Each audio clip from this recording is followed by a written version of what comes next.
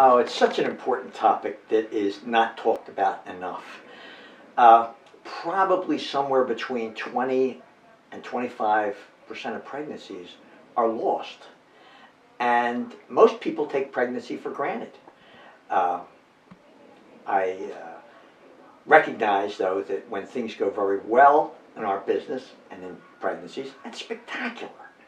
When things go bad, it is terrible. And uh, what happens in couples who have losses, they'll have their first loss and people say, oh, it's just bad luck. And then they'll have their second loss, or maybe they'll have a child and then they'll have other losses after that. And there's a difference between the kind of losses that occur after someone's had a successful pregnancy and after someone's never been able to have a successful pregnancy. So there's differences in that. But in answer to your question, most people think they did something wrong. If something goes wrong in a pregnancy, the woman always takes the responsibility for that. And she has absolutely limited, if any, kind of responsibility with a pregnancy loss. And that's why I told you when we were talking on the phone that I blame everything on sperm so that women don't get that guilt trip. And so the reason why we need to talk about it more and educate people is because when I work with a couple, I'm working on one couple there. If I can interface with the media, all of a sudden it becomes more global.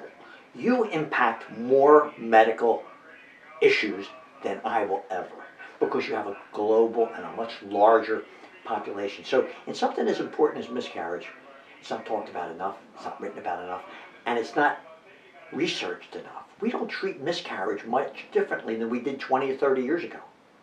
Oh, if you just get pregnant again. You're young, you're healthy. So many of the things that we need to talk about is the sayings that people have, because nobody knows how to talk to people. In fact, if someone knows that you had a loss, they avoid that topic like the plague. Where most couples would like to talk about that child. It's like when you go to a viewing, you don't know what to say to people.